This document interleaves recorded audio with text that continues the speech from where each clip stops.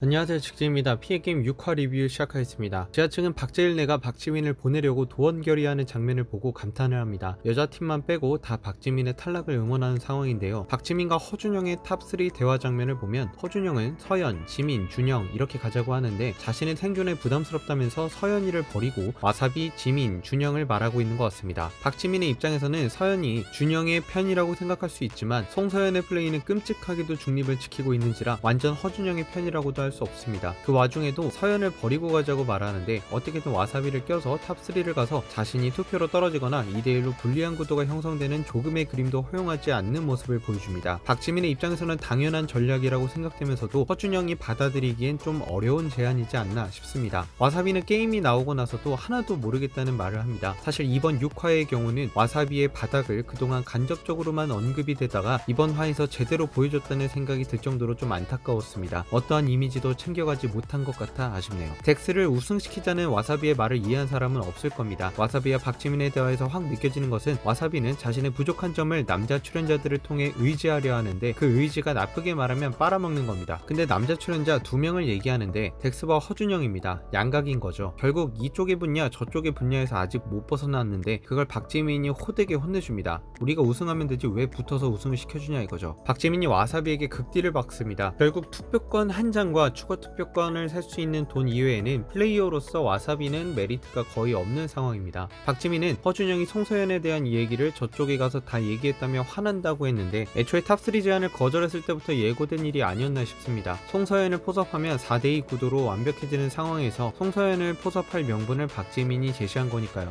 박지민이 얘기하는 허준영의 욕심에 대해서 저는 잘 이해가 안 되네요. 지뢰게임 우승자 허준영으로 하게 해줬잖아 라는 말이 사실 허준영이 잘 쌓아놓은 점수대에서 마지막 배신으로 우승을 확정지었던 걸로 기억하고 4인연합이라면 투표에서도 떨어질 리스크가 매우 적은 상태였습니다. 그리고 허준영이 우승 상금이 2천만원을 여자 측에 줬다고 하네요. 그럼 협상 끝난 거 맞는 게 아닌가 싶습니다. 제가 너무 허준영 편인가요? 뭔가 대단한 어드밴티지를 허준영에게 제시한 것처럼 대화가 오고 가는데 사실 잘 이해가 안 됩니다. 박재일은 뚝심있게 와사비를 찍는다고 하는데 추가 투표권 이름을 기억하지 못하는 트롤링을 해버려서 긴장감을 올려줍니다. 박지민의 말을 보면 준영아 너 우리 우승시켜주면 넌 살려줄게 라는 말이 상당히 모순적입니다. 자신이 반대 입장이었어도 오케이 했을까요? 절대 아니라고 봅니다. 결국 허준영은 여자 세력 와사비 지민에게 휘어잡히는 것을 거부하고 자신이 우승하는 쪽으로 자신있게 제일과 덱스를 선택한 거죠. 여성 쪽으로 붙어봤자 자신은 그 다음을 기약하기 어려운 상태입니다. 오히려 이 송서연의 소신으로 인해 허준영이 살 수 있는 조금의 기회가 있었네요. 근데 그래도 좀 별로긴 합니다. 송서연은 지금 온전한 자신의 편이 필요해 보입니다.